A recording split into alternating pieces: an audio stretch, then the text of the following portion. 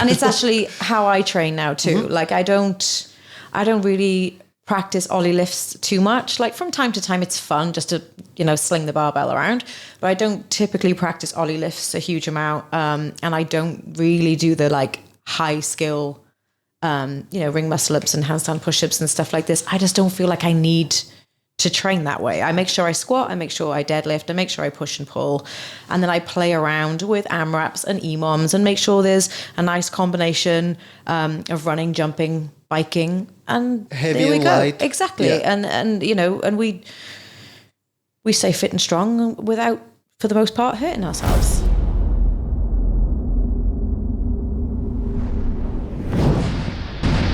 Hello and welcome. Today I'm here with Bex. Hello.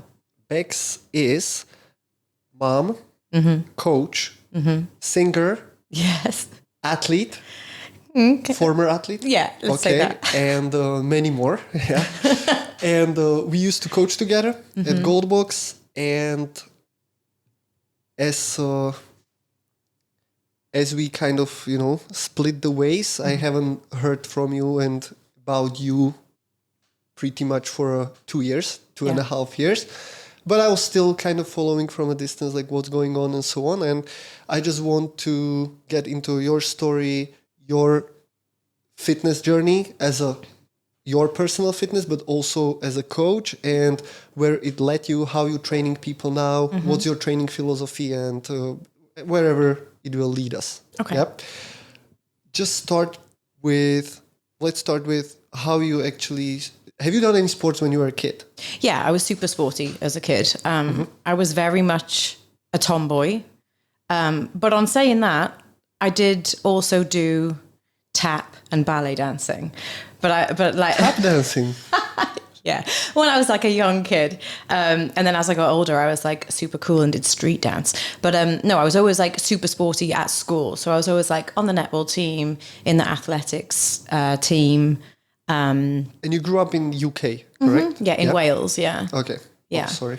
No, it is the UK. It's part of the UK. Okay. That's okay. Cool. You didn't, let's be specific. You didn't say anything wrong, but yeah, I'm in Wales. Yeah, I know that, people are particular about what part of the UK they are from. And Only when the rugby's on. That's the only time people are particular. Okay. Okay, so why tap dancing? Did you like it or your parents liked it? Or? Well, when I was young, I was like, well, I still am, like just like super musical. Just like it was a very musical household. Most of the family can sing or perform in some way. So dance was just kind of like a natural thing. I don't think I was forced to go. I can't really remember. I was pretty young. I think I wanted to. I'm pretty sure I wanted to. I stayed there a long time and did all the like exam grades and stuff like this. Oh, really? Yeah, so yeah, you're like properly graduated tap dancer, yeah? Yeah, I did the Midlands Independent Dance Arts Association. But no, as a kid. So what age would that be? I guess from like around maybe like 5 or 6 until I was probably around like 13 or 14, doing like exams and things like this, like, and then after that I kind of, like I say, was a bit too cool for school and started breaking out into like, I want to do street dance, which is essentially just what you see in like music videos. Okay. And yeah, I would compete doing stuff like that as well. Really? Like as an individual or as a group? Sometimes as an individual and sometimes as part of a team. And it was usually just under like the youth clubs. I don't know whether you have that where you come from, but like after school clubs. And it's not just your school, it'll be like a community club. And you'll have a tryout and then you'll be in certain teams for certain age groups and you'll go off and you'll do like a local competition and then a regional competition and then a national competition. I think I attended some of these competitions as an observer. Okay. Obviously. Like, what? This is new. I did some. I did hip hop dancing classes, a couple of them, and I actually finished a semester of house dancing. And I still remember 2 moves. I'll show you after. I'm going to hold you to that. Don't think I'll forget. No worries. It's just this shuffle with the legs, like ton, ton, ton, ton, ton, ton. A bit like Running Man, you mean? I don't know what that means. I'm excited for afterwards. Okay. This is going to be So fun. the thing there was a little problem because I got enrolled into this when I was studying in Denmark. Right. And I was like, okay, well, I have to either choose volleyball, which was on the fall, and it started to be like, I didn't like to be, sand up to your ass, because the warm-up was lie into the sand and roll. Was moist morning and all that. It was just, so you're not afraid to get dirty, you get dirty straight away. And so I switched that after like 2 classes, like I'll go to the dancing. But I was like, well, because there was only 2 options. I could either go for the beach volley that was outdoor, or I could go for this dancing. I was like, oh shit, okay, but again, I was cool, right? So I'm not going to just do dancing. There was mostly girls, obviously, on that class. So I was like, okay, I'll make it harder. And the first class, I came with a weight vest. Of course you did. Of course you did. And I got insane shin splints just from that 1.5 hour, because it's all on toes, Wait, at what age were you? 20. Oh, okay. When you first started the story, I thought you were like talking about a kid, and then you said weight vest. I was like, well, no. This was when I was already on uni. This was right. like the program at uni. Well, that didn't go well because I got like extremely sore calves and shin splints just from that one session, because we did like 1.5 hour of bouncing on our toes. Yeah. And I had a weight vest, right? Which at that time was fairly significant percentage of my body weight. Yeah. I bet, yeah. So, yeah, that was my dancing. I can't imagine you dancing, but I'm looking forward to seeing. Yeah, that's good that you can't. Yeah, you shouldn't be able to. That's my identity. You shouldn't be able to imagine me dancing. Okay, so because this was forever the discussion there, we had a whole specialization there with dancers, like girls who did dancing as a main specialty. Okay, I did CrossFit as a main specialty there, and dancing was just a side class. Okay, yeah? They did dance as a main subject. Do you consider dance sport? No, I wouldn't say it's a sport. Well, I mean, you can compete in it, and it's a discipline, which I guess are factors of sport. But I wouldn't call it a sport. No, because it's art, right? Yep. Well, I would say it's more art than sport. Yeah, it's like expression as opposed to sport, I think. Yeah. I mean, probably depends how we would define what sport is, but like, it's physical. That was their argument always. I feel like that's something that you could get a whiteboard out on. Like, what is sport? Let me draw a pyramid for you. If we only go like it's a physical, some kind of expression, and at the same time you can compete in it, then it would be sport. But I mean, I was always against it. I don't think dancing is sport. I'm not saying it's not hard. I'm not saying it's not great or whatever, but I don't consider it like sport. I would agree. Yeah, I would agree. Cool. It's aesthetic, right? But then when you think about it, gymnastics performance are also some of the gymnastics are more like dancey, like rhythmic gymnastics. Yes, rhythmic gymnastics, with all the scarves, whatever they have there. That's also and the balls, and they throwing it and they do backflips. Like that's also judged based on aesthetics. If you look like even rhythmic, like the strength on these people is insane. Oh yeah, absolutely. It's incredible. Yeah. Like the rhythm is just, at least I had a classmate who was like, she almost made an Olympic team in this. Wow. Yeah, she was like insanely good. Like in the country, in the Czech Republic, that time she was representing Czech Republic. She was absolutely dominant for like 10 years. Like, that's insane. Yeah. And she was fairly strong, extremely flexible, obviously. Yeah. But that rhythmical part, okay, like you probably have to move with some flow, not like a fucking robot, right? Yeah. But at the same time, that's a little bit secondary towards the performance you're showing. What you can do. You get artistic points, don't you? It's almost like, look how strong and awesome I am, but also cute. Like, it's a very good. That's a very good description. But do you know what I mean? It's like, I'm going to do a quadruple however many flip and a pirouette. Like, just to finish it up. I can land with smile. Yeah, exactly. But the male gymnasts are like, I love watching that. They're insane. You mean like the modern gymnastics? Yeah. Mm-hmm. If you watch like the male gymnastics when they do like the pommel horse and the ring work. Yeah. my word. Like, Do you know movie? It was about the gym. Oh my god, I blanked out completely. Peaceful Warrior. no. So Peaceful Warrior, it's a story of Dan Millman. Okay. And Dan Millman actually wrote a couple of books. And it's a lot about like spirituality and finding a peace in the present moment. And there's also a movie about it. And it's about a guy who is college gymnast. Yeah. And one night he's just going to this gas station to buy some drink or something, because he just runs there out of their campus, and he finds this dude who suddenly out of nowhere, like he's at the bottom of the gas station, like selling him something, and suddenly he just like jumps the roof, and he's on the roof out of nowhere. He's like, how did you get there? And he starts to mentor him towards mental peace and being in a present moment and enjoying the journey instead of the destination. Okay. And this guy goes and he starts to dominate the sport because he changes the attitude. Okay. It's very interesting. Yeah, that I also is read the interesting. book, but the movie is very well done, except of the actor, because a modern gymnast on that level doesn't look like that guy. I mean, Right, he was okay. skinny, but he doesn't look like a gymnast. Okay.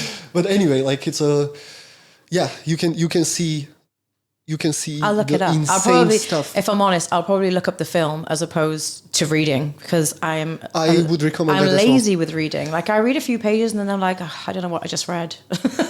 Yeah, I have super hard time focusing. I rather Yeah. have an audio and Yeah. just whatever I do, whether it's a training or, my housewife work or whatever I do. Housework. No, I say it on purpose. Oh, I see. I know it's a housework. Okay, because she's outside. No, because I went to DISC for a chiro adjustment. Okay. And they have this full questionnaire. Oh. And it's like, what's your job title? And they have only a couple of options there. And the closest to my daily activity was a housewife. So I checked that. I love that. So that's why, yeah. So, I'll just look it up. listening. And cool, Bex. When you look at the performance as a dancer, because you are performing as well, now as a coach, Yeah. how hard it is? What would you compare it to? Like the trainings, the intensity, the fatigue or From soreness dance? you're getting? Yeah. I don't think it compares really. I Okay. mean, like, when I guess, like, I was dancing because it was fun. I enjoyed it. I liked being on stage. I liked the costumes and the makeup whereas doing fitness and sports now as an adult, that's a different ball game. Like, it's like, that is work. So you don't use costumes? Yeah. I mean, if Lululemon have a sale on, no, I don't think it doesn't really compare. Of course, like, there's an element of like, motivation, commitment, this kind of thing, I guess. But for the most part, I think dance is like, it's fun because you're just expressing yourself. Of course, like if you've got like a competition coming up, there's like nerves and stress and wanting to get everything exactly right and, all this kind of thing. But I don't think it compares to like a youngster doing dance. Doesn't compare now to being an adult doing fitness. So for like in your perception, it's completely two different things. Yeah. Yeah, massively. Yeah. I think probably the fact that I have danced all my life means that I pick things up a lot easier. Because you're body aware, right? I was just about to ask, like, if you see some transfer in either skill acquisition or, your fitness being a certain way, thanks to the fact that you were dancing in past. Yeah, hugely you see that. And it's funny because like sometimes I mean, you'll know this as well. Like, you'll coach some people who are totally unaware of their body, and you'll say bend your knees and they raise their arms. Sometimes it happens. Yeah. I think like when you coach someone who has danced or done gymnastics or any kind of sport, but especially those kind of sports, you really notice a difference in like how quickly they're able, like if you tell them to move in a certain way, or if you tell them to tighten up, they understand what that means. Like the average person, or like, you know, the somebody with like zero sporting experience, if you tell them tighten up, you know, or you know, I don't know, it could be anything, brace, any kind of cue. Yeah. It's like in one ear out. They have no. It's like a foreign language. But if you speak to someone who has done sport and especially done these kind of things, where they're aware of their body and placement of their body, they pick things up so much easier. And I think that helped me while I was learning, for sure. I remember you just reminded me. We did this test in school. It's like it's used for basically a measurement. It's a test for how aware are you in the space with your body. Yeah. You just go to the wall, okay, and you place some dot on the wall or some mark. It can be anything. And you lift your arm there, yeah, and you make sure that it's on certain level. Yeah. You're back to the wall. The arm is next to you. Okay. You close your eyes, put the arm down, and now you're supposed to find the exact spot. Okay. And how far you are off. Yeah. And this is something what many people, you would assume that they can do it. Yeah. Because it doesn't, it's literally like what angle I was holding, where the tension was distributed. And it's very interesting just to test it for yourself. Obviously, you need somebody, you don't need actually somebody else, but if you want to really measure the distance and that, you need somebody else to look at it. Yeah, but you're right, because you're saying this to me and I'm like, yeah, that sounds easy. That sounds like a simple task, what you're talking about. But yeah, I can imagine like for a lot. Yeah, 100%. Yeah, so, you know, also I was listening to one coach, and this was way back, and as you were talking about the body awareness, he was saying that he was coaching a gymnast to do weightlifting. Like somebody who did, it was a CrossFit coach, and he got a client, he got a member of the gym who used to be gymnast, and now he was trying to teach him the weightlifting, and the guy was not picking it up at all, which is fairly rare because gymnasts usually they learn very fast, they have body awareness, they have very high control of the body, tension, everything, right? And then he realized that it wasn't the guy's fault, it was his fault, because he was always telling him what the bar should do. And he was not what telling his him body should do. Exactly. Okay. He was telling him, and the guy, because when you look at gymnastics versus weightlifting, it's two separate things, because in gymnastics you move yourself around the object or whatever it is. If it's the horse thing, rings, parlets, bar, whatever it is, right? Yeah. You move yourself around it.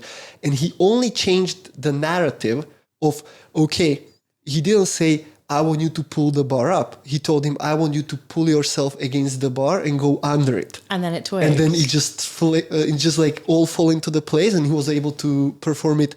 I mean, it was like an insane improvement in a couple of seconds, right? Yeah. Just because he changed the narrative and he was able to express it in the language the guy understood. So I always remember this as a lesson. Like, you need to really look at what background people are coming from, and tailor it for them. Yeah, find their language. Yes, exactly. Because as you said, like, if you tell brace to somebody, the probably most, and they don't know what you're talking about, the best thing that will happen, they will hold their breath, right? Yeah, exactly. Game over. Breathe. Yeah. Okay, Bexy, so then what was next? Dancing, and then what was the journey from there? What was my journey from there? I don't know, really. I can't really say that I have like an exciting story to tell. Every story is exciting. It's the way you say it. I always did dance. And then obviously throughout high school, did all the sports. I was like, super into sports. Like I say, I was very much like a tomboy. Was into a lot of sports. And then... So what did you play? What did you do? I played netball, basketball, hockey, but I was awful at hockey. Like field hockey? Yeah. Okay, not ice hockey. No. No. Because when you say hockey in Slovakia, that's ice hockey. Like Ah, okay. That's like straight away. Canadians are also the same, right? Yeah. Hockey means ice hockey. Yeah. We have like hockey is extremely popular in Slovakia. Okay. Yeah. One of the most, probably with football, the most popular sport. Soccer. Oh, right. Yeah. Yeah. That's football. So field hockey. Yeah. Field hockey, but I was awful at it. And then athletics, I was always, because I was small. So always like sprints. But weirdly, I was actually really good at high jump. I was always like the shortest person. Like literally I'd come up against girls that were like, I don't know, 5 foot 10. You were bouncy. 6 foot. Yeah, super bouncy. I was so bouncy. Maybe that's why basketball was also good for you. Yeah, right? I loved basketball. I loved basketball. Yeah, you don't have really typical height for a basketball player. No, I don't. And people, but like, it would be quite funny because people would be like, kind of look at me and be like, yeah, she's not going to be much of a threat. And they'd be like, watch out for that nippy one. Because I was just like...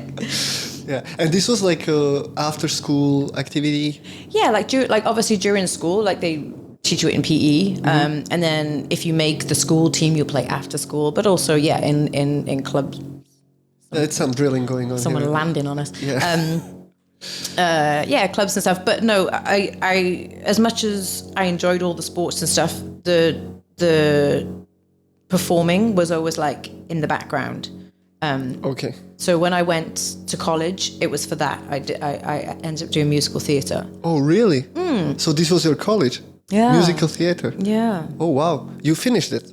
Like Yeah. you went through the whole thing, yeah? Yeah, it's just 2 years. It's Oh, it's it's nothing 2 years. exciting. Yeah. It's not like... Oh, come on. Well, But, you spent 2 years there, so probably was exciting enough, right? It was fun. Like the thing is like I'm from quite a small town, so there's limited opportunities for stuff like that. So I mean, you can go do the course, and that's cool, and it was very fun. And we put on different shows and stuff within our college.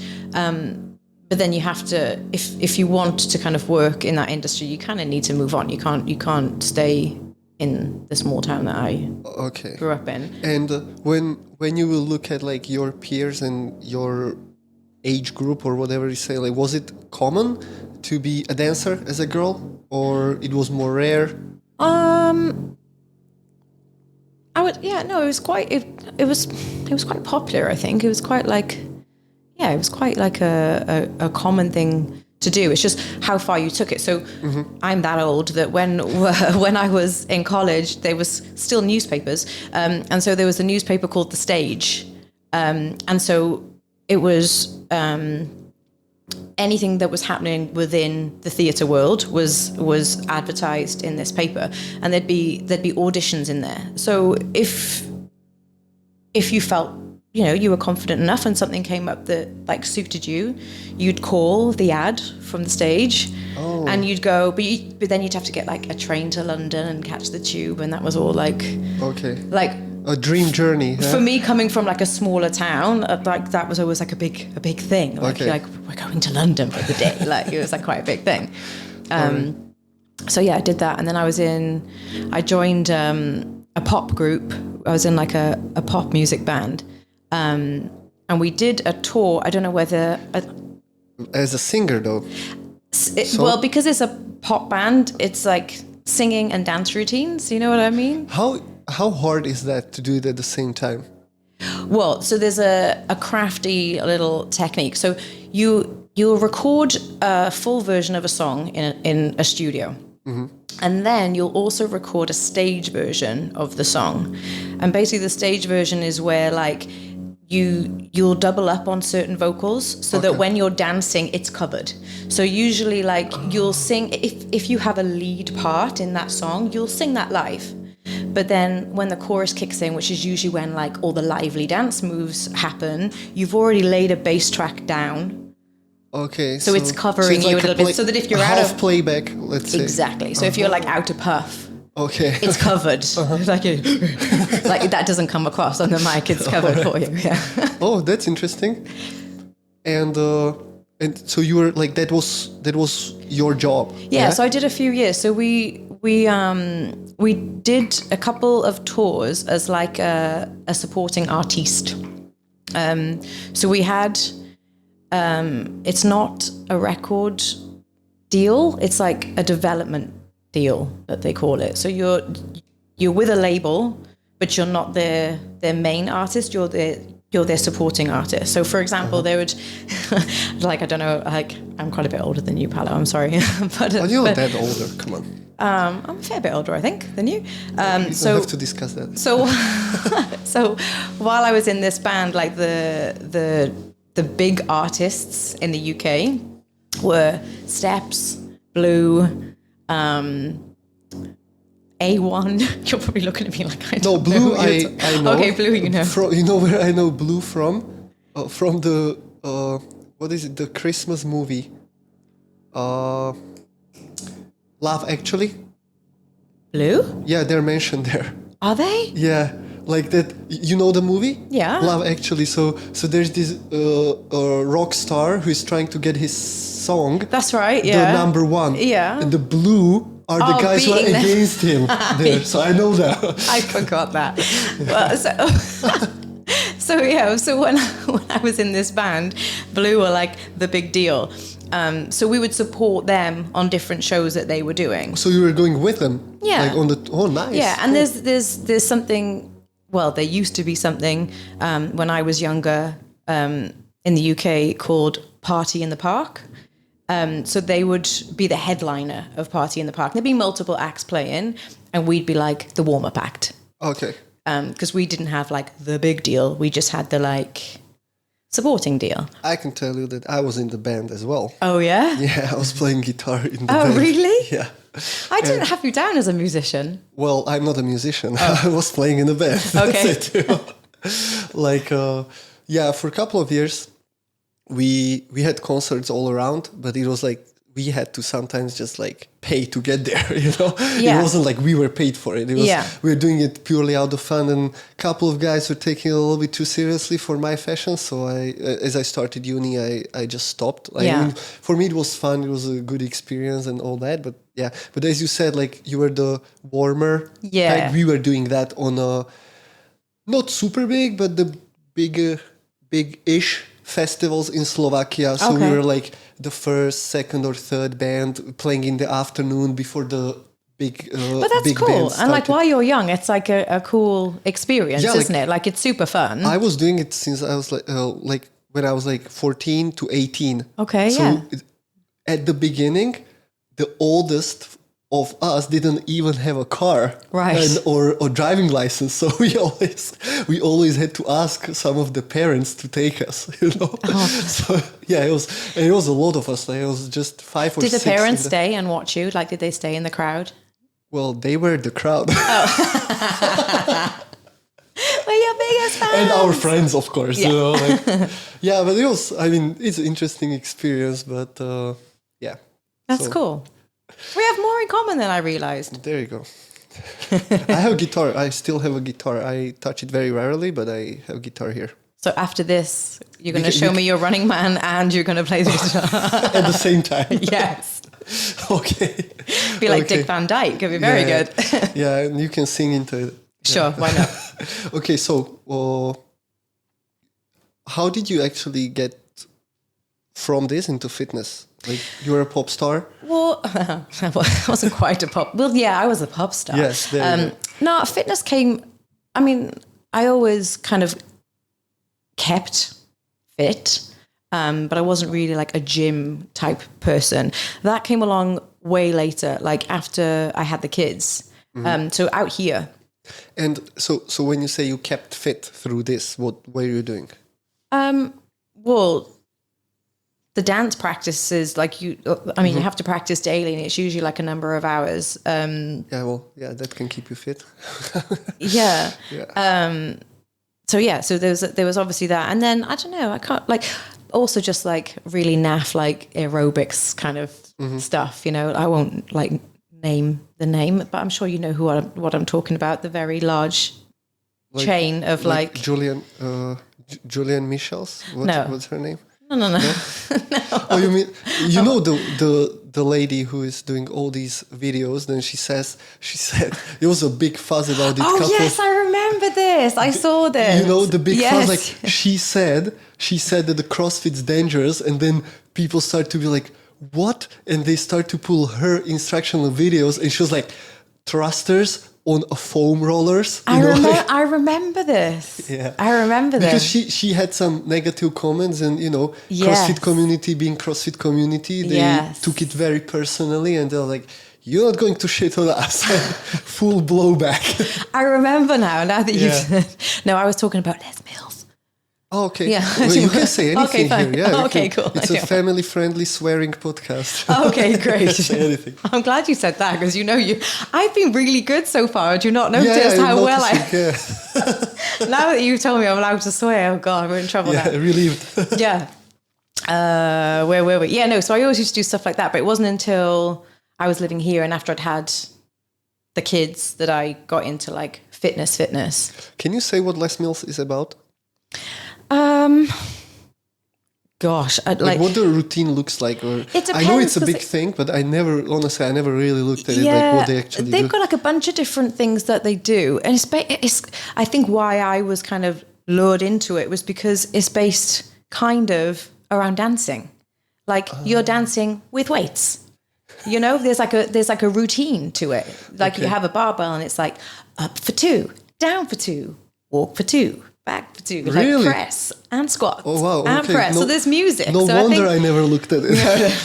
But I think that's probably what kind of was, oh yeah, I'll give that a bash. Like, because it was... Well, look, like it definitely has its target audience, right? Yeah, for sure. And I think like for me at the time, I was young. I was dancing regularly anyway, so I was pretty aware of myself. Mm-hmm. So I wasn't really at any risk of hurting myself. Looking back, there were a lot of people that were at risk of hurting themselves because if you like saw the way people were moving, and at the time I was kind of like ignorant to it, right? I wouldn't have known. But now I look back at it, I'm like, my word, I'm like, I can't believe that nobody got sued because they were so.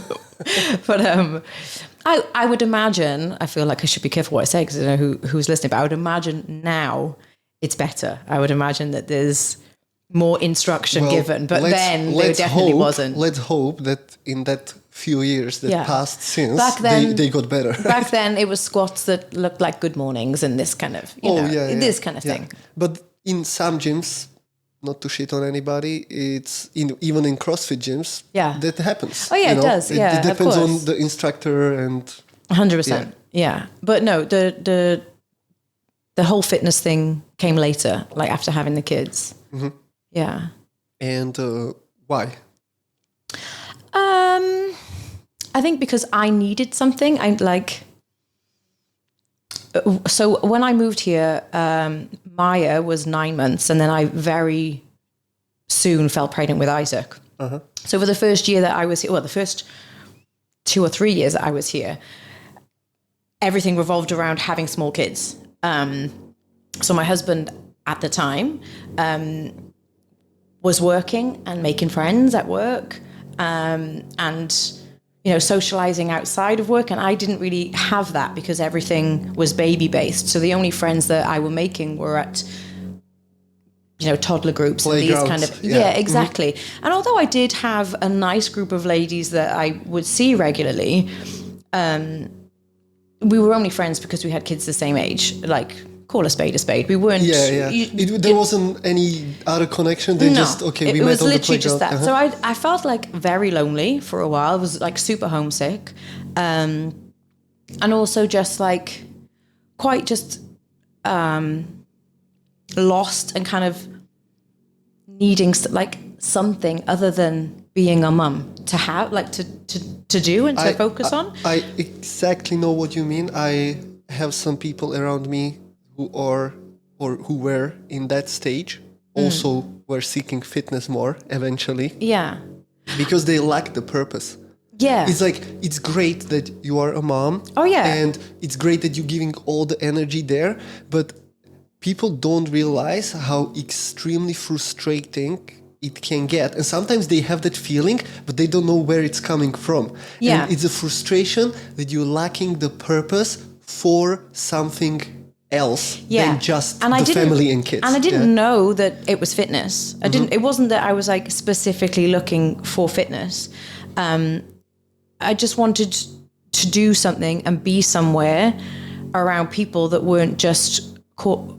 calling me Maya's mum. Like, okay, go ahead. This is Maya's mum and this is so-and-so's mum. Like, do you know what I mean? I just kind of wanted to be myself, but also... Like have a different identity than... Yeah. But also, I was kind of in a place where I wasn't really sure who myself was. Mm-hmm. You know, because I just... Like, I'd only been living here maybe a year and a half, something like this, maybe 2 years. And I'd come as a mum of a young baby, and now I have another baby. I don't have a job here. I don't have proper friends, let's call it proper friends here. I don't really even know what I'm into. I don't like literally all I do is be a mum, and I love it and it's great. But like, and I think a lot of it as well is like I guess part of me knew that I wanted to do something fitness-based, although I wasn't necessarily sure what I was looking for. Part of me knew that I did want to do something because there's a whole lot that happens with your body where you're like, everything about me says mum. Like everything about me says mum. And I just like, I don't want that. I want... So if we just stop this period of your life, were the pregnancies and deliveries okay? They were awful. Really? Yeah. Okay. Tell me more. Yeah.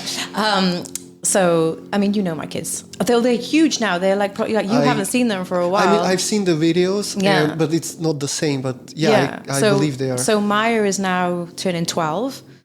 Oh shit! Yeah, next month she'll be 12. I'm here 5 years now, so yeah. Yeah, it's weird because that period of COVID, like, time moved, but we all kind of stood still for a bit, or time stood still and we all moved. Whichever way it was. Yeah. But the kids you've lost it. Like you've lost it. Yeah. So Maya is almost 12 and Isaac is 10 now. So they're like actual humans now.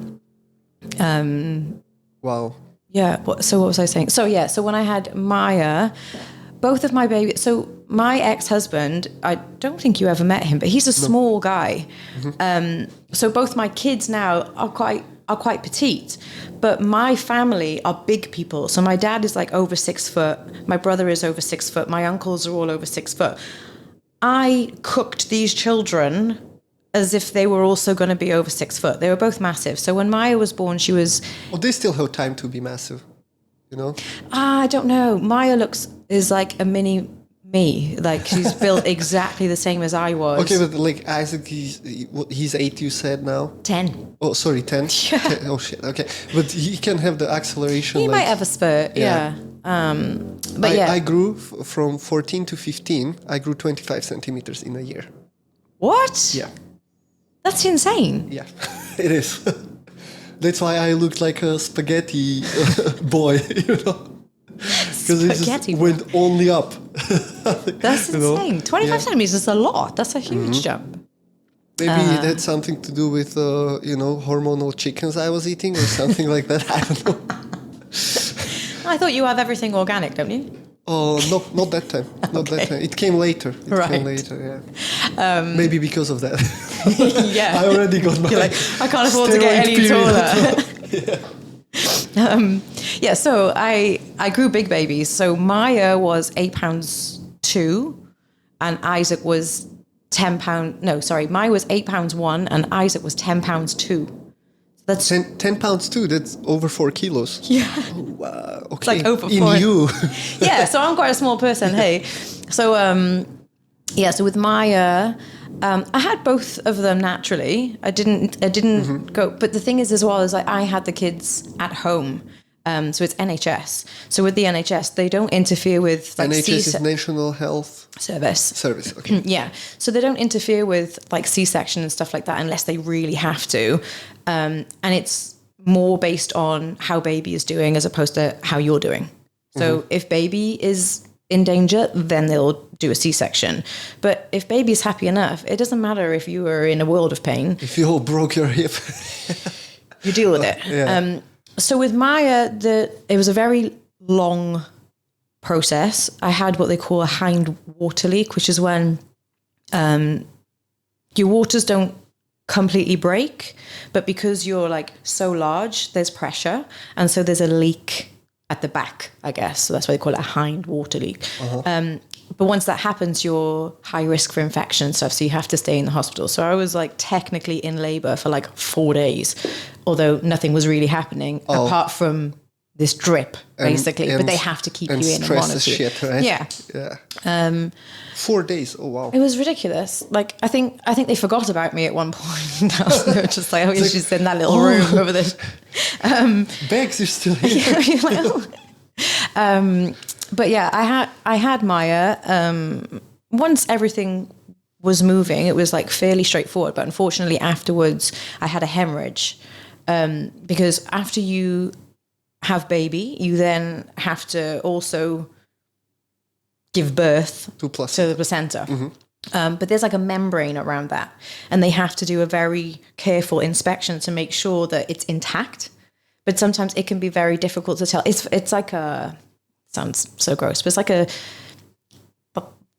slimy film, like around. Yeah. But if there's like small breaks in it, sometimes it's hard to see. Mm-hmm. But if there are small breaks in it and they're left inside, your body will try to expel them, which is what was happening with me. And then it causes a hemorrhage. So that's what happened with Maya. So that was quite bad. Then they have to take you down and give you like a surgery to clean everything out. And it's unpleasant. And you're in hospital for a little while afterwards. Okay, but you were not cut open? No. Okay. No. Okay. And then with Isaac was humongous. And they had told me previously they had told me here that because he was so large, I might need to have a C-section because his shoulders were measuring very broad. I told this to the doctors back home. They were like, no, like everything will be fine, blah, blah, blah. His shoulders were too broad and they got stuck. So really? Yeah, so they call it shoulder dystocia.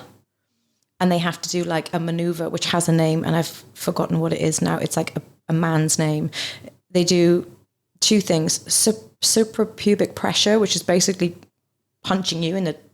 Like pushing you out. Yeah. Pushing out from the And then there's top. also a maneuver that they do where basically they pull the baby's arm above their head and pull them through that way so that they come on. Isn't there a fairly high risk of dislocating the shoulder? There is, yeah. So didn't happen? No, luckily he was fine. So they, cool. But it's kind of scary because they have to check all these things, right? So they don't immediately give you the baby. So when I had Maya, even though all these things happened, it happened a couple of hours later. So when I had Maya, she was put on my chest as they normally would, and everything was fine. With Isaac, they whisk them away. You're saying normally?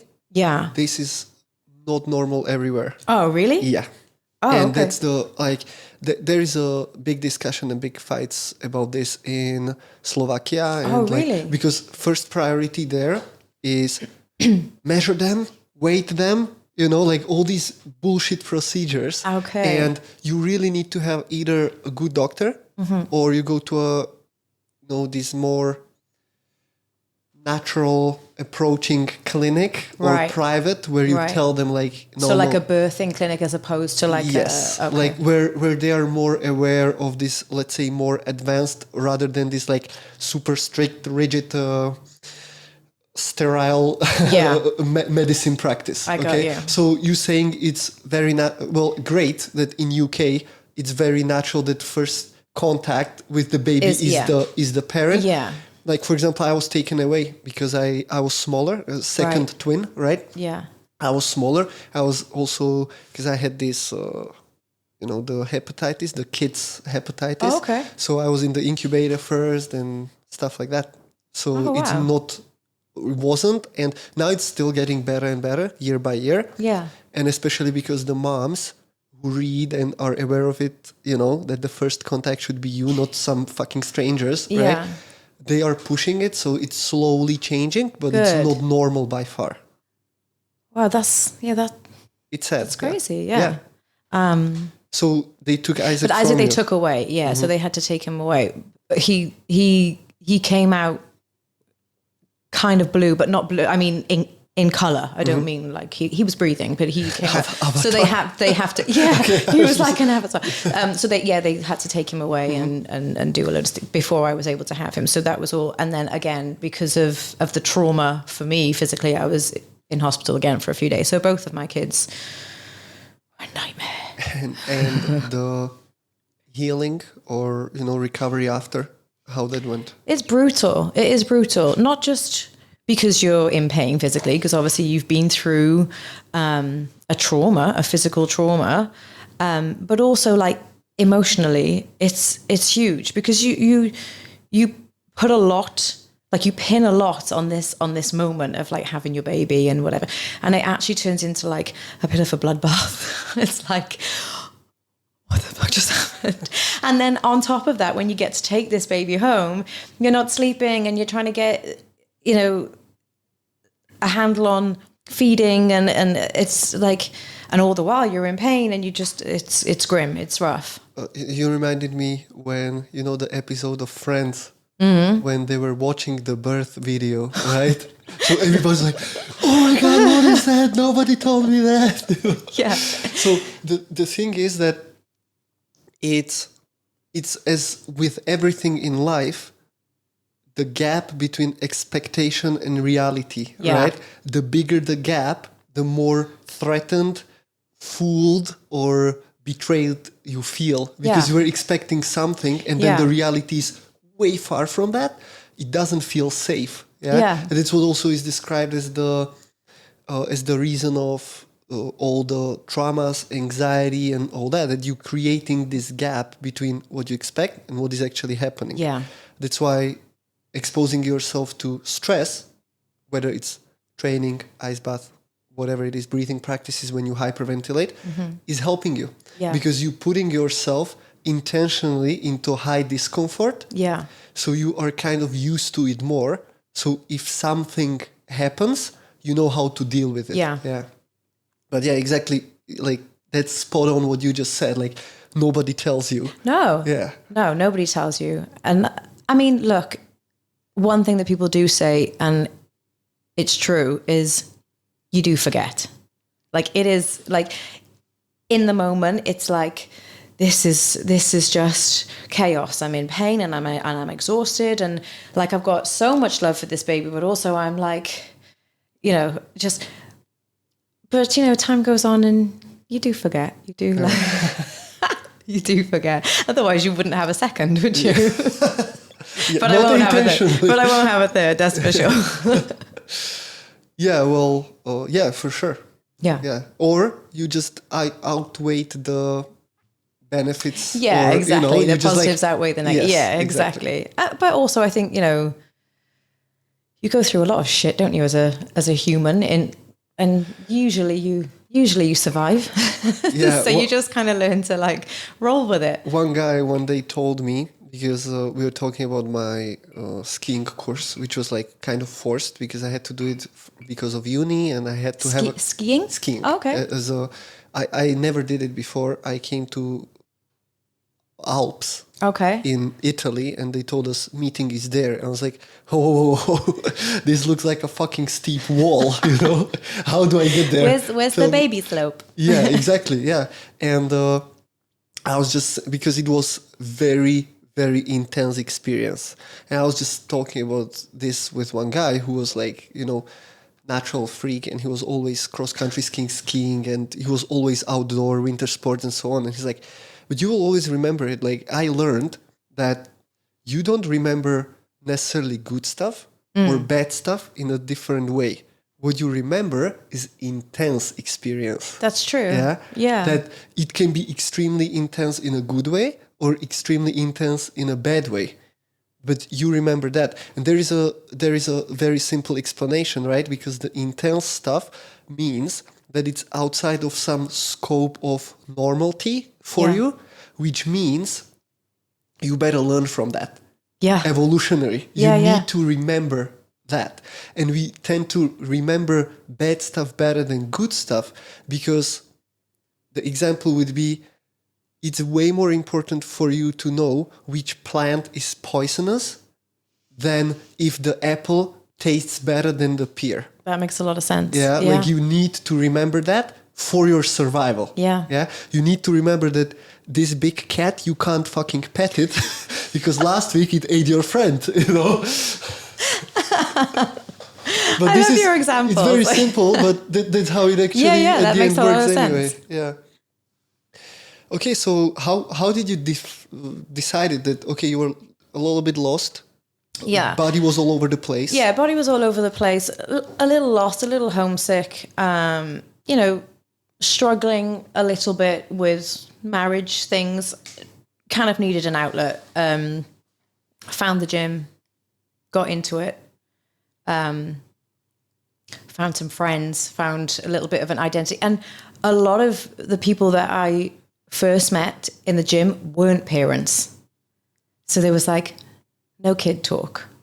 Like, so it was nice. And it was all about pushing each other to, lift heavier and go harder. And it was just a different environment. And then you start to see your body change and you start to feel empowered. You're like, I want to do this all the time now. This is all that I want to do.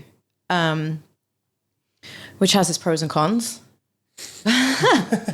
But you had like this kind of crisis mentally? Yeah, I think so. Why do I enjoy it so much when it's not with the kids? Yeah. Oh yeah, that definitely. happens a lot. Like a lot of guilt. Mom guilt. Yeah, for sure. Right? Yeah, because how it is. You start off maybe going, I don't know, 3 times a week, and then it becomes 5 times a week, and then you get to a point where it's like, oh well, I've been there a year now, and I've been invited into the competitors or whatever. So now it's the 5 days a week plus all of Saturday morning. And yeah, I would feel bad about it because I was like, I should be at home mumming, but also like I needed to be in it. I needed to do it.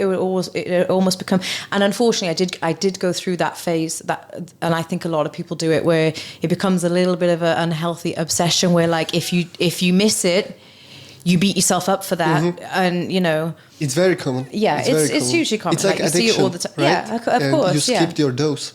100%. Yeah. But it's a funny one because in some ways it gave me much needed confidence and much needed purpose, but in other ways, it fucked up a lot of stuff. Like on your body, you mean, or general, like in your life? I would say both. Okay. Yeah, both. If I'm honest. Can you be more specific? Yeah. Well, I mean, as I said, I had some marriage issues, which you don't talk about at the time. There's a lot of shame kind of surrounding that. But through the gym, I was like, well, I'm shit hot strong woman now. I don't. So I called time on the marriage and everything, and was like, no, I'm cool. But then I also had this weird period of like freakish control over the amount of training and the amount of food and the macros and I went like the super shredded.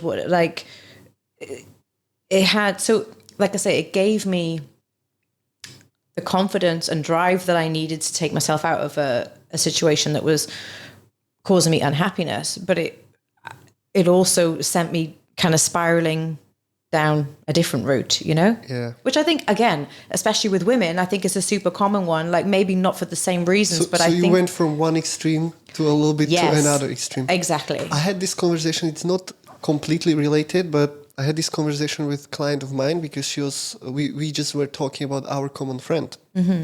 And she was like, well, and unhealthy habits and this and sugar addiction and, Yeah.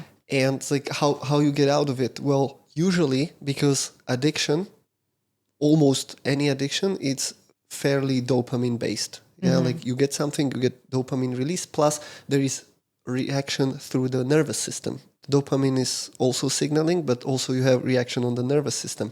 And it's extremely hard to rebuild it without some very significant, strong, usually negative experience. Yeah.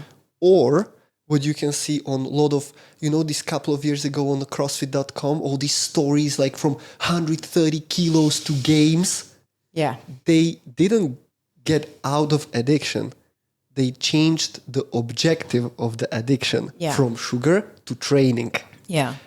Which, of course, you would say 100% better, right? Like, you better be addicted on fitness than addicted on food, drugs. You had drug stories, like drug addicts coming to the CrossFit and prisoners coming to the CrossFit and how it's changing the whole community and all that, like amazing. But what happens if the similar shift happens again?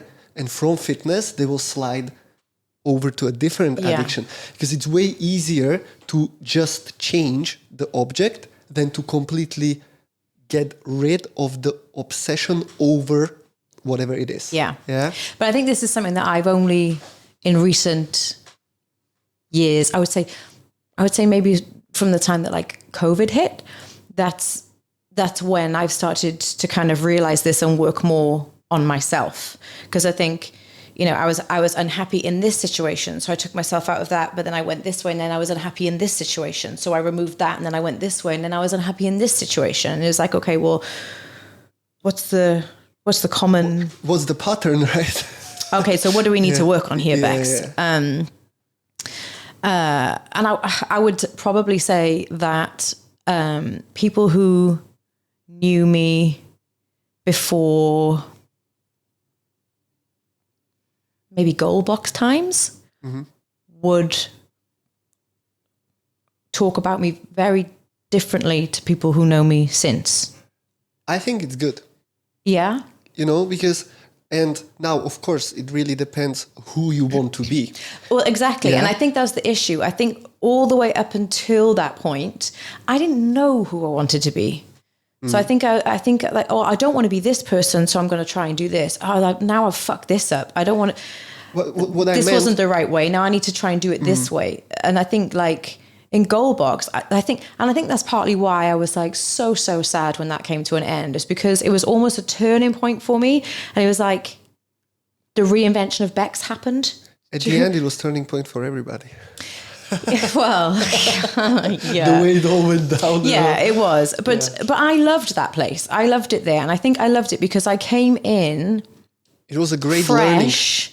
Learning. Nobody really knew me. So I was like, okay, I have, it's like an open playing field here. I can be the version of Bex that I want to be. And no one knows anything other than that. So this is cool. Like I can narrate this the way I want it now. What I meant when I said that it would be good if people who knew you 5 years, 10 years ago wouldn't really recognize you now, is that I would not want people who knew me 5 years ago to recognize me now, because that would mean I didn't move anywhere. Yeah. You need to evolve. Of course, sometimes it goes a little bit different. Sometimes it goes south. And like, you know. Yeah, but it's a progress, right? Because that's the saying, right? Like if you have the same problems and if you have the same life thoughts that you had a year or two ago, that's not really good, because you didn't really evolve anywhere. You're stuck on one place. And I did once because I was guided through it, but I know people who are doing it every year. Sending a letter to yourself. Oh yes, this is cool. I've heard. So we were told, it was on a course, like you write down a letter to yourself, to your future self in a year. Okay. And you write down whatever you want, you know. Usually people write down a summary of their life, what is happening, how it's happening, just like you would write it to a friend, like what is happening in your life and so on. So you kind of have an outline of that situation. It was a great thing, because the people who were in charge of this, we gave them the letters and they sent it to us. They literally put a stamp on it and they sent it to us. It's not great to have it stored at home, because then you have a temptation to open it. Right. But it's a very good checkpoint when you open the letter. And if you read and you are in the same situation you were a year ago, you know you need to change something. Yeah. If you read completely different and you're like, oh, how stupid I was, that's great. You know? When you see that, oh shit, when you're almost ashamed for your past. You know? It's a very interesting experience to like do some self-work for yourself, some reality checks. It is, and like it takes a certain amount of I'm not sure if it's like bravery. I don't think that's the right word.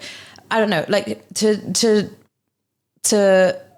acknowledge the shit that you're getting wrong and seek help in how to put honest. That right. Yeah. But that's a big deal for a lot of people. Like it's a difficult thing to do, but if you can do it, like that's why just sitting down now and talking about it, or just like acknowledging it right now wouldn't really work. But you need that slap through the face, writing it down and then reading it in a year. Like because that you who wrote it.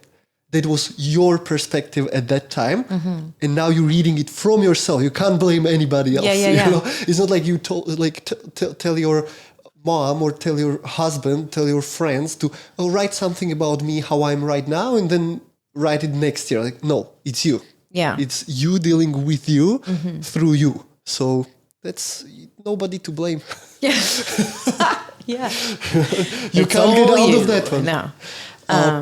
When you were saying like, okay, you start to do gym and all that, what was the training? Was it CrossFit? CrossFit, yeah. Oh, so there was you jumped straight into the CrossFit. Yeah. Well, I started with the XFit, the fitness first kind of version.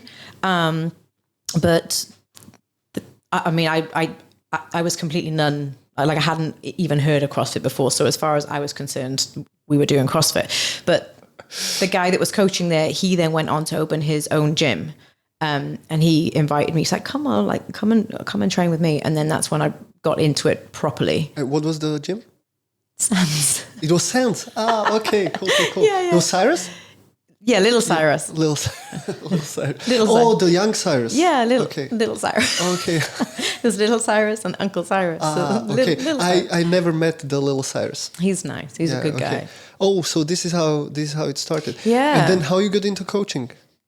Well, I did. So while I was still training at the XFit, I think they actually needed like a part-time coach. So they were like, you've picked this up pretty good. There's an L1 course. Why don't you do the course and then maybe we can like offer you some hours because we need someone to fill in. I was like, okay, cool. So I went and did that course, but then it turned out I couldn't work there because you had to have reps, I think, in order to work for Fitness First. Yeah. So I was like, I spent all this bloody money on doing this L1 course. And you couldn't just, because reps, it's not hard to get. You just get there and they assess you. I'm not sure. I don't know what I know Tima did it because she was told when she came to Dubai. I was like, no, you need to go to this place and they will assess you. Like, I think now it's just something that you can get online. She has a physio degree. Right. And she wasn't even assessed as the highest rank of the, coach because she didn't have something. I was like, how much more you need to fucking understand? That's ridiculous. Yeah, it's ridiculous. Plus she had level 1. Yeah. Plus she had some yoga certification. So she had shit ton of it. And then the assessment came back because you just like upload them everything what you have and they will tell you what grade you are. And they didn't even like put her onto the highest grade, but they told her, if you go to this course, you can pay us. Do this course, we'll give you the upgrade. I was like, I mean, come on, Anyway. Anyway. So yeah, I didn't end up it didn't work out. Yeah. But Cyrus had moved on and he was like, come train. So I came and trained there for a while. And then he was like, okay, you've got your L1. Why don't you start shadowing some classes? And then eventually so that's what I did. I shadowed for a bit and then he took me on and I started coaching classes. Oh, you started full time there? Yeah. Oh, I didn't know that. Yeah, okay. I was working. You didn't know I worked at Sands? I thought you did know I worked at Sands. You didn't know I worked at Sands? I met you when you started to freelance for Gold Books. Yeah. So, no, but I thought I don't know. I thought it'd come up. I didn't know. So yeah, and then while I was there, obviously I got like properly into it. So I did the L2, the gymnastics, the weightlifting, the basic package. Yeah, exactly. Yeah. yeah. The main package. And then you decided the fixed schedule's not for you and you moved to freelancing? Yeah, I think there was it was a lot to do with the fixed schedule, but also a lot to do with the personal stuff that was going on because all these things were happening while I was at Sands. So you went through divorce? Yeah. So I was like, I need to remove myself from there and start fresh. because I think sometimes as much as this is a big place, it's a small place, right? So fitness here, like, everybody. Yeah. After a couple of, Exactly. Yeah. So I was kind of like, I feel like I need to start fresh. Like I don't want anything hanging on, So yeah, I freelanced instead for a bit and then ended up in Goldbox. And like I say, I think it was a massive turning point for me. You also started freelancing at Goldbox, right? You were getting some morning, evening freelance? I was freelancing it. And actually by that point, I had gone and done the gym trainer course, like the basic PT course, Okay. So I was also freelancing in Fitness First. I kind of full circled, and I was also freelancing at Fitness First. Did you always enjoy PTs more than the group class? No. You're a group class person. Yeah. And I like the energy of groups. I have some lovely PTs now that I get on really well with, and I would consider them my friends. But the group energy, that's my jam. Like the loud music and the yelling and that's me. Yeah. Okay, so then when Goldbox vanished, sunk into the sand. Goldbox was one of the victims of COVID, right? Oh well, there were some preconditions. Yeah, I think there were comorbidities. Yeah. So with all the comorbidities and COVID coming, Goldbox vanished, and then how did you transition? What was? I know you had already a home gym built, right, in the garage. Yeah, I had like half a home gym probably at that point. It was like a fairly small setup. Like we were still able to park the car. Now the cars are on the street. Yeah, I know. Yeah, it's a full gym now. I remember when Simon was getting you, I think for birthday. Maybe. I believe it was for birthday. The hinged rack. My purple set. The purple set. Yeah, I remember that. Yeah, I've got a purple hinged squat rack. Like it folds into the wall, and a purple barbell. And he was like, it needs to be foldable because of the parking of the car. Yeah. Yeah, now it's very rarely folded away. Yeah. Everything's just out. It's just a gym now. Yeah. So how was the transition there? So when COVID hit and the gym closed, for a period there, I just kind of was just a little sad and not really sure what I wanted to do. I was still training for myself, but I was just really unsure of where I wanted to go, what I wanted to do. The thought of interviewing for a new gym, I suddenly felt really daunted. Like it felt, I don't know whether it's because I was like, oh shit, I'm older, or I'm not sure 100% what it was, but I was just like, I was so comfortable and so happy with the set, apart from certain things which we both know about Goldbox, but I was so comfortable and so happy there and so in my element. And even though I wasn't head coach, weirdly in some way in Alcouz, I was kind of viewed like the head coach because I was the one that was like almost there, like always there, probably there the longest. All the members knew me. You were like fairly senior there. Yeah. Right? Yeah. Especially with the later changes when David left and all that, you basically, I mean, that was fucking crazy how very quickly you became the oldest member of the team, right? Yeah, in age and in the time I'd been there. No, I mean the time being there. Yeah, I know what you care meant. about that. I know what you meant. So then the thought of trying to start again and going through interview process and that I just found really daunting. But people had started to approach me from Goldbox saying like, well, could we come to you? Because obviously everything was still closed and it was like a gradual opening, right? So we had remember the squares on the floor and all this business. So they were only allowed X amount of people. So people were contacting me and saying like, can we come train with you? Like, can we, agree on some kind of fee and we'll come train with you? So that kind of started, and then more people. And I was like, okay, I've now got like 3 or 4 sessions happening every day. And actually the timing of it works brilliantly. Like I'm at home plenty with the kids. I don't need to travel anywhere. I can put my training in wherever it fits within the day. This is great. Yeah. And it just like it just so happened that like, well, I'm just going to continue with this. And I've been fortunate enough that like there have been people come and go. Like it's not the exact. I have 2 or 3 that are still the same.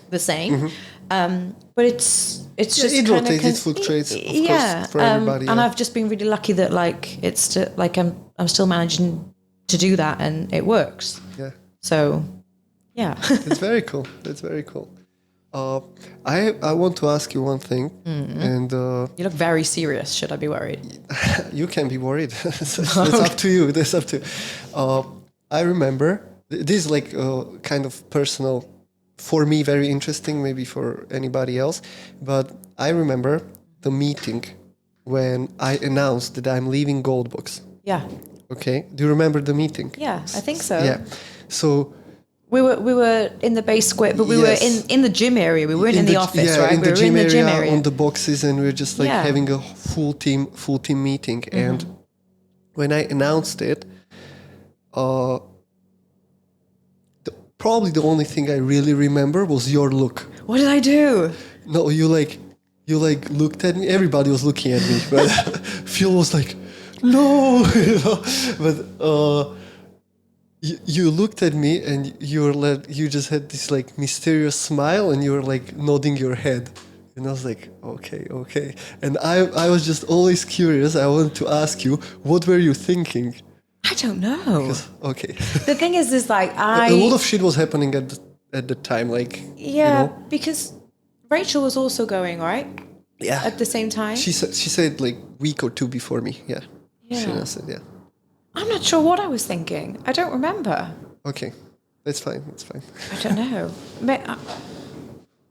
I don't remember. For whatever reason, it just stuck in my head. You're like, and unfortunately, my face, like, it always lets me down. I can't I can't hide what I'm thinking. So my face is just like beaming at you. Yeah. I don't know. Maybe I was a little bit suspicious. I don't know.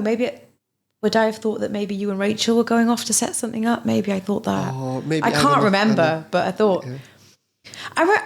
I was actually really sad though when you went, because, and I was actually. Well, thank you. You're so welcome. I was talking to Simon about this actually, because I was saying like I'm really looking forward to coming and chatting with you. And by the way, you said, I haven't been in touch for 2.5 years.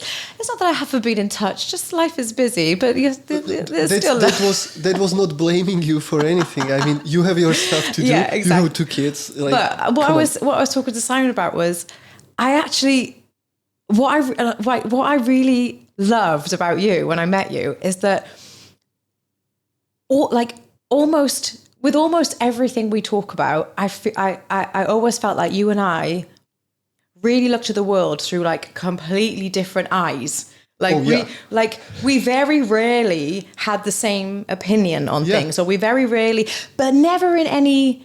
But like there was never, it was never like in any kind of like argumentative way. I used to love talking to you, because it was like I always felt like you would see everything very linearly and very like black and white, and I'm like all the colors of the rainbow. Like very like emotion driven, and but I think I changed in this a little bit since in the last 2.5-3 years for sure. But probably I'm less colourful now too. But what I used to love was like every conversation that I had with you, I would come away like really buzzing from it. Like it would feel like there was like adrenaline going through me, because I was like, I love talking to him. Like we never agree, but I just like it was brilliant. But I always used to feel like nutrition, right? But I always felt like I came away like having like learned something at least. Like I was like, I don't agree with him, but he makes a good point. Yeah, it's like I see things a lot in a black and white, but in a meaning of that I don't see it black and white. You know what I mean? Like for example, nutrition, when we touch on that, like I know how a lot of people are about calories, how a lot of people are about macros. Yeah. I understand them. I can calculate them and all that. I just in my black and white thing, it's not that simple. Like it's how it, because nobody's talking, not nobody, but very few people are talking about how food is impacting your nervous system. Yeah. Yeah. And I'm looking into that as well. So I have hard time going across as a, like you do these calories and you're fine. I mean, like, for many people it will work. Yeah. But that doesn't mean that's all that is into it. Yeah. You know, like, and I agree with you 100%. I think like I tend to speak from the mindset of like Joey Average kind of thing. Like I'm trying to think of like normal everyday people. Absolutely, yeah. You always told me this. Like, but nobody gives a shit about this complexity. You know? Yeah, it's too difficult. You can't tell this to people. Too many things. Because we're supposed to create some program together, right? I think so, we yeah. We had a meet. It probably didn't happen at the end. No, I like don't many think things. They were on the table and never happened. But like we're supposed to create this plan or program or something like a nutritional guidance thing. Yes. And we sat down and I was like, we can't do this together. Like, this is not going to work. It's like, okay, listen, if you're an elite athlete and you want like super intricate, nutritional plan, go see Paolo. If you are in the gym, just, trying to lose a little bit of body fat and gain a little bit of come see Bex. Yeah. Like, that's how we're going to have to deal this. Yeah, but it was always great reminder for me as well. You know, like, no, you can't talk like this to everybody. You know. Also because when I came to Dubai, I came very fresh from uni. Right. I finished uni at June, and I was here in October, and I always had that academical background buzz in my head, like like. I'm questioning everything. I'm never happy with this is this way, because it's not. Because this is, we can actually talk about this because I think you might find this interesting. How science is extremely misunderstood. Because, science, when it was developed, created, whatever, it was kind of opposite of religion. Religion was what you believe in. Science was what proves religion wrong. What you can see. Like it had to have a proof. Yeah. And then over time, when you look at philosophy of science, how it was created and how you actually can prove or disprove things, you will realize that you cannot prove anything. It's impossible to prove something. You only can disprove a line of thinking that, okay, this is not the right way. And then you look at other options. Okay, these are still not disproved. So these are all still options. Yeah. When you look at very simple thing like gravity. Gravity is a force you can observe. If I drop it, it will go down. You can calculate the speed of it. Yeah. If you drop heavier object, it goes faster. Whatever. Yeah. Constant 9.814, whatever it is. However, you cannot say what that force is. Is it force that is pushing object down? Or is it force that is pulling object down? Newton said it's pull. Einstein said it's push. Yeah? And when you go into this a little bit deeper, then look at how science works today. Do you believe in vaccine? Or it's like, hey, it's not about believing. Yeah. Like it either works or it doesn't. Yeah, and this is what also in nutrition, because nutrition is biology, right? Yes. At the end, it's processes of the body. Like the complexity of it, because of the complexity of body, you cannot prove stuff. Like even now, like latest studies, there is many people who are actually pushing an idea that we completely misunderstood lactate. That when you're feeling smoke and acid in the workout, it's not lactate. Right. Yeah. And then there are many people saying like, well, this, that, like, but is it not? Because we know that you feel smoked. Yeah. You feel, the stiffness in the muscles. Yeah, yeah. You also know that in the moment you're feeling it, you have high lactate in the blood. but it's not anywhere proven because you practically cannot prove that the lactate is causing that. That's crazy. You know, what if lactate is just a messenger that is telling you it's that way? Right. Telling the cells to slow down. You know what I mean? Like nothing is actually proven. Now, maybe you heard of what the NaCl, NAK pump. It's like sodium and potassium pump. That means that they always, they can both bind water on themselves. Okay? Sodium binds water. Right. The potassium, K, kalium in Latin, also binds water. I feel like I'm in a chemistry lesson now. So I'm getting out of just the list the periodic table. The idea always was that this works on a gradient type of reaction, which means if you have more sodium, which is occurring in the bloodstream, you will have more water in the bloodstream. If you have more potassium, which is occurring in the cell, you'll be more puffy and you will have more water in the cell. And then it works this way. And now some guys came like, no, this calculation is wrong. And we're calculating everything 100 years based on this assumption. And nobody questioned it since. And now some guys come and he starts to question it. No. And it might not be true. And every other calculations that are related to it are based on that. So like, we know shit. The only thing you really can know is how you feel. Yeah. You know, how you feel about it, how it feels. But telling like, oh, it's lactate and then I do this and it's this and then I do this. Like, you don't know. This just because somebody said, they are wrong all the fucking time. You know? Yeah. And especially the problem is with also the cholesterol. I'm not going even to go into cholesterol and how this is like, because the problem comes from what I was talking about at the beginning, that they're not trying to find if it works or doesn't. They have their theory and they're trying to do everything to prove it right. Right. But that's not how science should work. Yeah. Yeah? Because you can, I was talking about this recently, like you go online and you find a study, you can find 100 studies that are telling you that cracking fingers like this, it's fine. Right. And then you find 100 studies that are saying like you'll have a fucking Parkinson in 10 years. Yeah. You know? Or whatever. I mean, I made this up.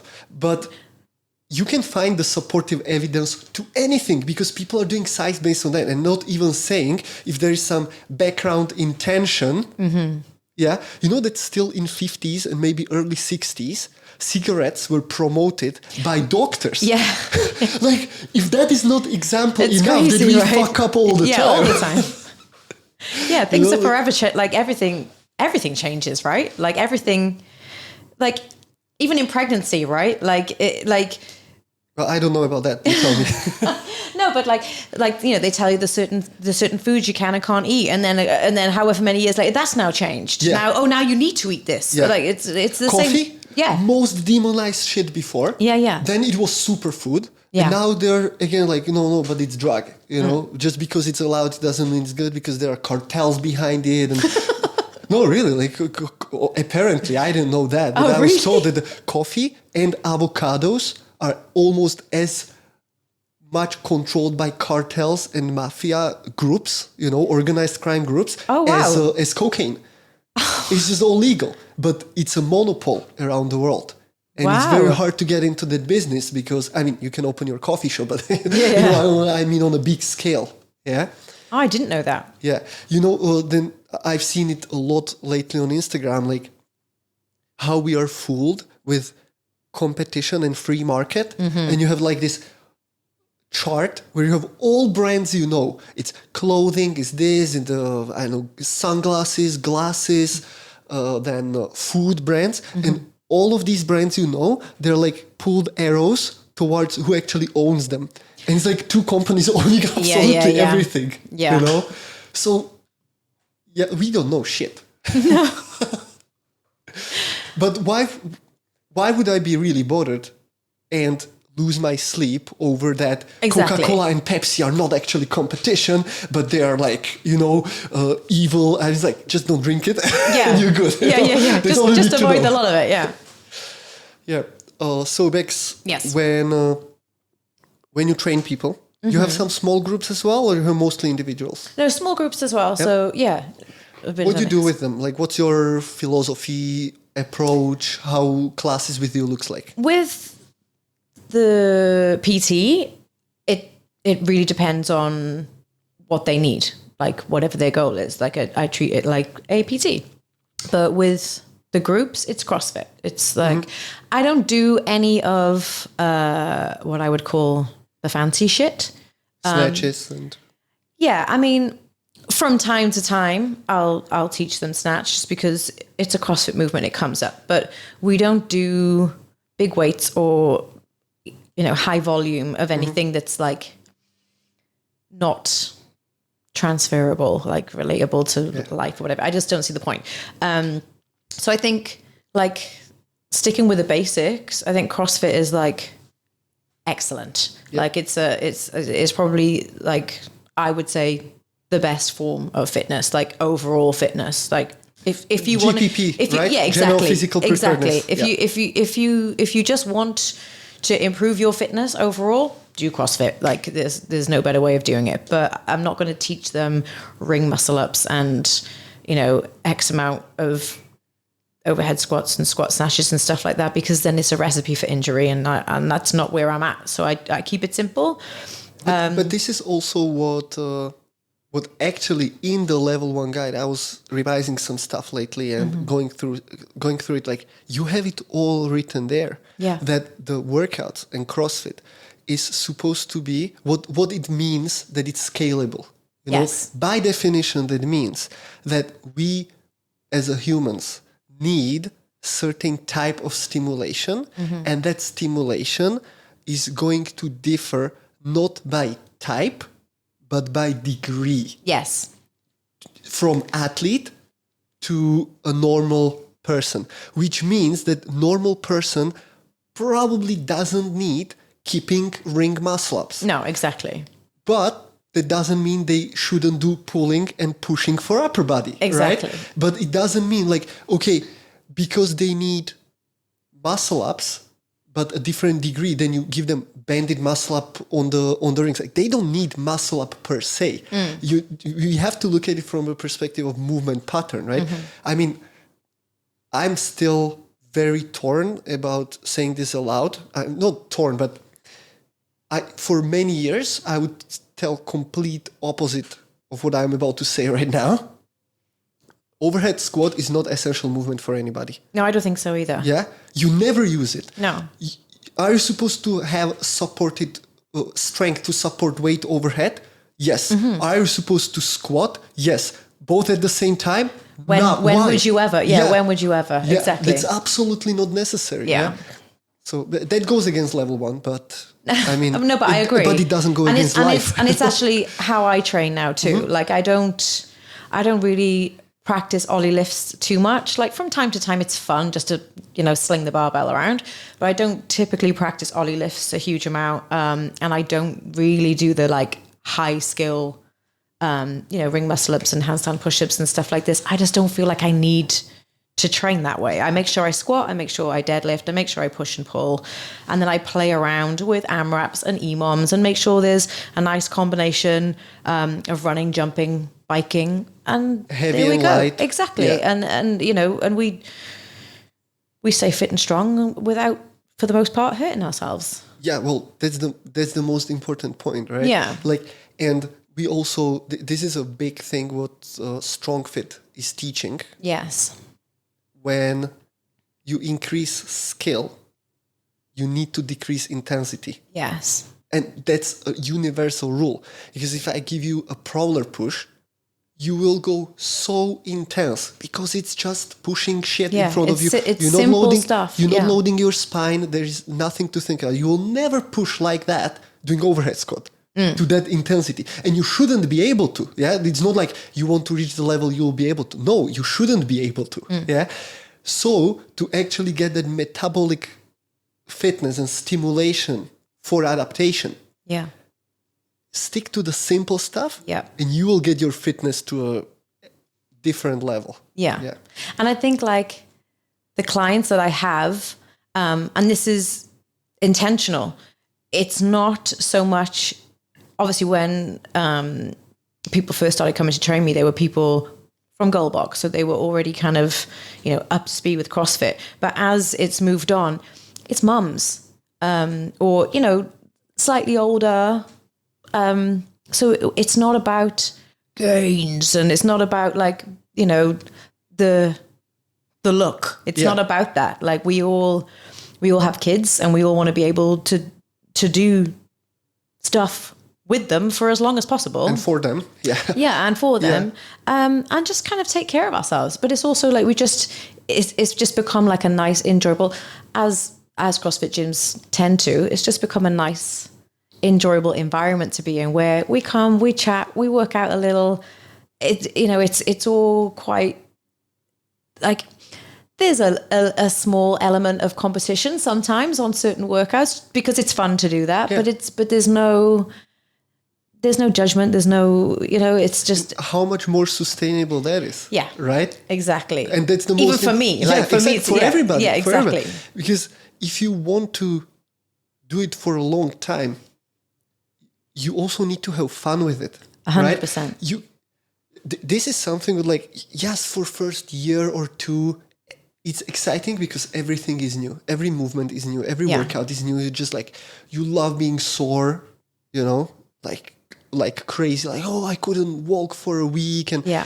But eventually, if you are getting anxiety just thinking about going to the gym, like it's not going to last for long before you will either quit or you need to change something. Yeah. But do you not think that everybody, or not everybody, but like the majority of people that do CrossFit follow the same cycle? Oh yeah, right? It is. After 2 years, they fuck up.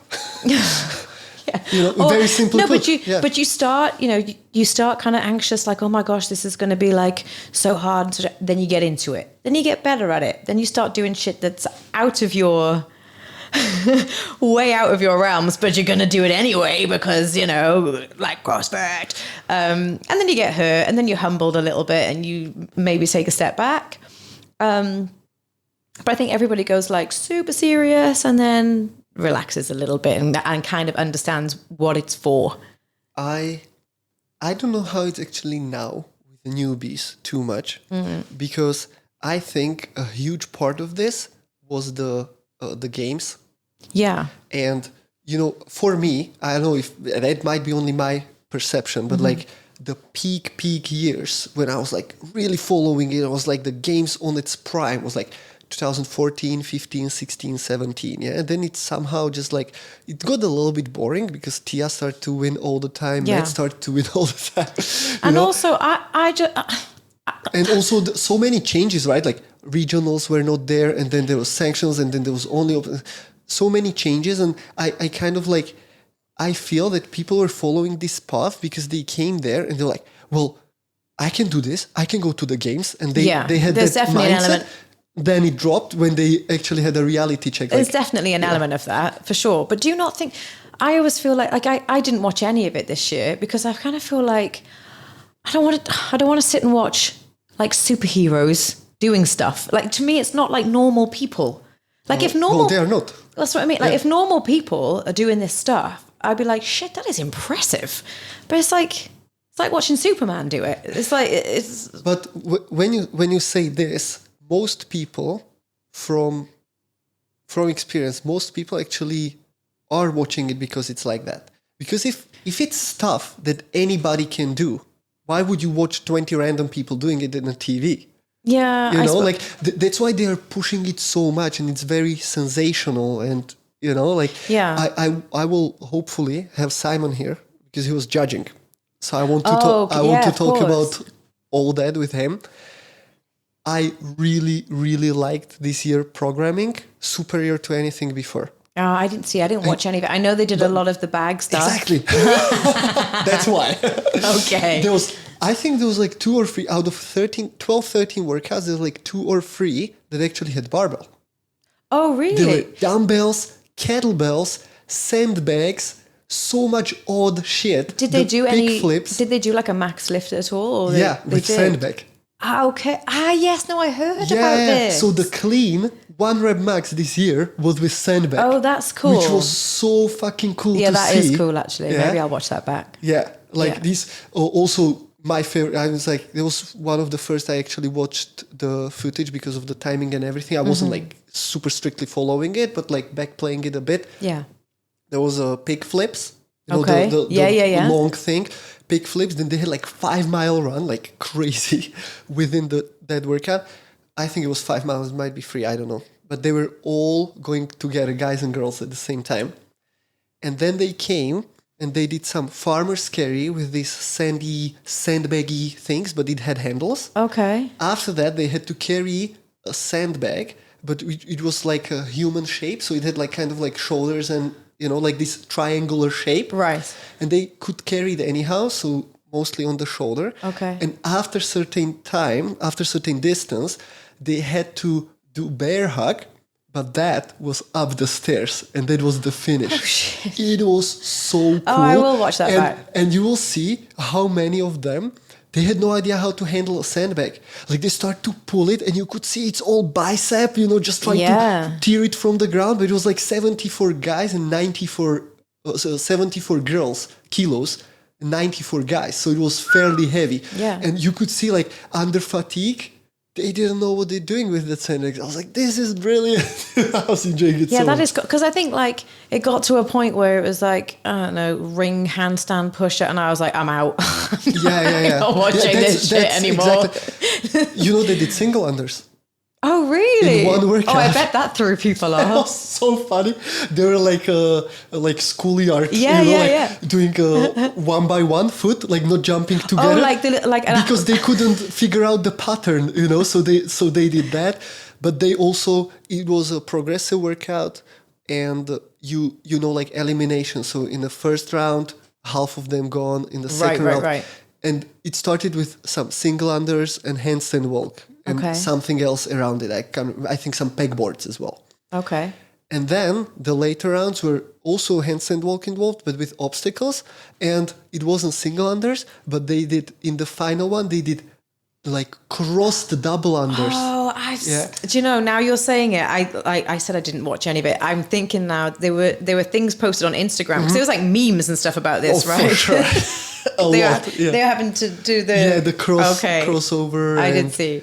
Yeah, so I think like really today's year, superior programming. This was first time Dave Castro didn't program it.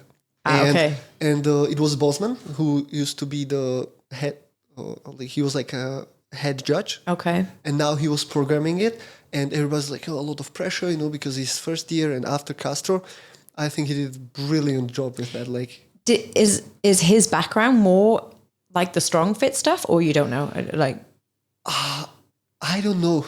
I don't know about his background, right. But he's with CrossFit as a company since the beginning. He was the head judge, I think, since the very, very beginning. So like he was with them, but I really liked the variety, versatility of what they were exposed to. Yeah, that's cool. And also some insane conditioning shit, like intervals with ski erg and swimming.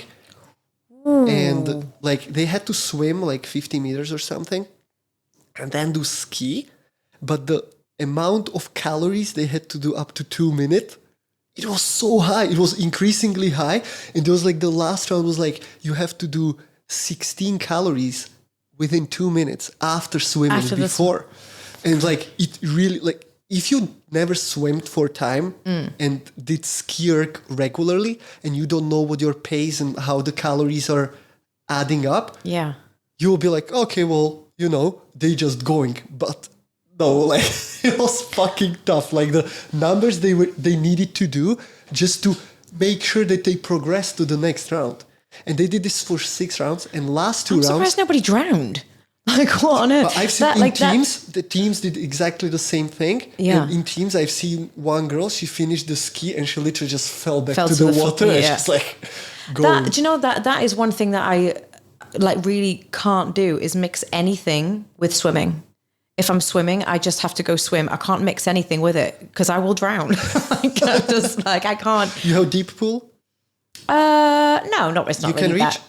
That. No, I can't reach, but it's not like a super deep pool. But I mean, I noticed this when I used to help friends of mine to organize some competitions in Poland. It's called Login Lab, and it was the first time live when I've seen people doing CrossFit workout with swimming in the competition, you know? Right. And we were there, and there was like, you know, kettlebell clean and jerks, just some easy stuff you can get to the pool, right? So some kettlebell complexes, burpees, and swim. And you saw these biggest guys, you know? And then you saw them swim, and the way what the swim did with them on the other movements and how it was crashing them, it's really superior to any fitness. Yeah, when 100%. you combine swimming with something, it's insanely hard. I mean, they do it more and more now, and I know, like, even out here, there's like a lot of gyms do it now. It frightens the shit out of me. I'm like, no way, I will definitely die. I do it from time to time, nothing too regular, but I did one like that last week. You know, just like.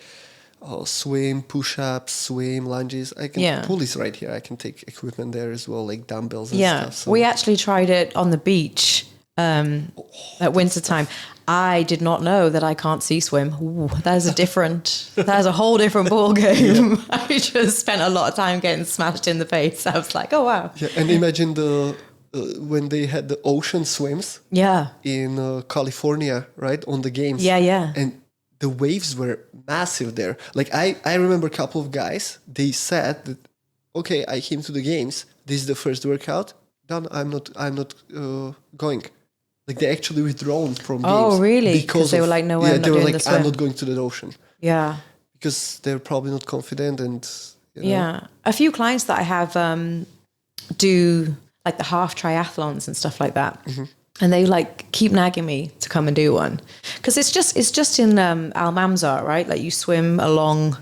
I think there's like a bay area, so you're not going out. Not Hatta to see. No, Mamzar. I think it's. Or maybe I don't know. But it puts me off. I'm like, I'll run and I'll bike, but I really don't want to swim. I spent some time training triathletes. Okay. And two they're girls who did half Ironman. Different breed of athlete, hey? Yeah, it's like different in a meaning, different from normal people. Like, I mean, the hours and hours and load, volume, what they are putting into it. Of course, you need to, because when you're training for Ironman, like you start with 3.9 kilometer swim. Yeah, like I'd be lost at sea. Yeah, like done, you know, like thank you, bye, you know. Yeah. And then you go 180, I think, 160, 180 on the bike and finish with a marathon casually, right? So the volume... Just casually. Yeah, the volume they need to go through, for me, I don't consider it healthy. I think that's beyond... I mean, it's amazing achievement and all that, but that's beyond the line doing fitness for your health. Yeah, that's for sure. That's not... It's not benefit... That volume is not really benefiting you. That's why they have so much wear and tear. I get why somebody would want to do it once to tick it off, but it's not something that you want to repeat. I wouldn't say. Like, you done it. Relax. Like, do you also do you train with your people? Sometimes, yeah. Sometimes I jump in with them, depending on, you know, what's going on. Like if I've got, sorry, that was my ankle cracking then. Depending on, you know, what the day looks like. But it's nice to jump in with them. What the workouts is. Yeah. Do you do outdoor training as well? Because you...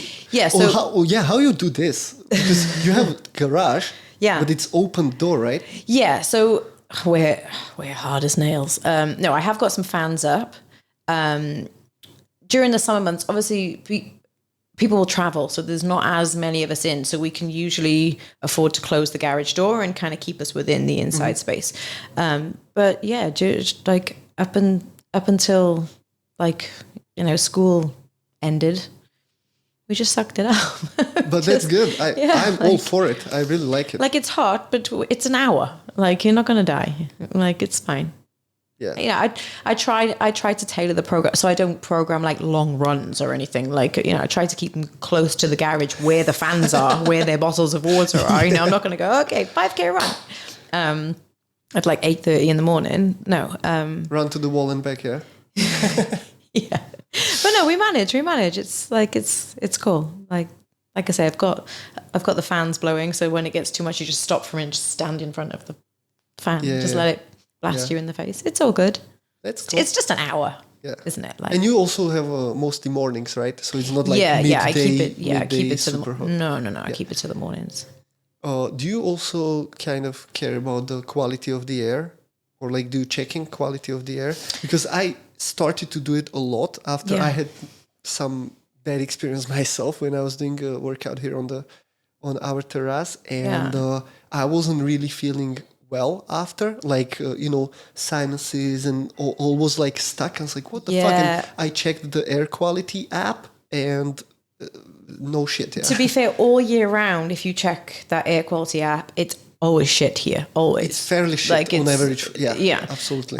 But certainly when we have like the sandstorms and stuff, like you do feel the difference. I try to, like, some people will say, oh, I'm not going to come train because look at the weather, that's fine. Me, I just close the door and crack on. Suck it up. Suck it up. But yeah, no, it's not something that like I've tested, but yeah, for sure you do notice training outside. But if you can do that, if you can do August midday workout in Dubai, you can do anything. You can do any conditions, I'm not sure if I do midday workout, but yeah, I know what you're saying. Yeah, it's It's just exposure. Yeah. Bex, is there anything else you want to say? I don't think so. We've had a good old natter. Yeah. It's been nice. And of course you schooled me a little bit on your science, which is one of the reasons I enjoy talking to you. Just have a few moments there where I'm just like... I went for a rant. No, it's good. I like it. But I'm just like, oh, is this like... Yeah, we'll get a whiteboard and we continue. Yeah, I look forward to it. Make sure I bring coffee. It happened a couple of times on visits. I went for a visit to friend's house and it ended up as a... And you bring your whiteboard? No, they had whiteboard. They I just borrowed Paolo's come in, get the whiteboard It was kids' whiteboard. I was like, can I, this house? Can I, I need some more writing space. I love that. Yeah, well, we're learning all the time, right? Exactly. Bex, thank you so much. Thank you for having me. Very lovely to talk to you. Yeah. And, probably see you around anyway, right? Yeah, let's do this again. This is fun. Yes, for sure. Thank you. Thank you.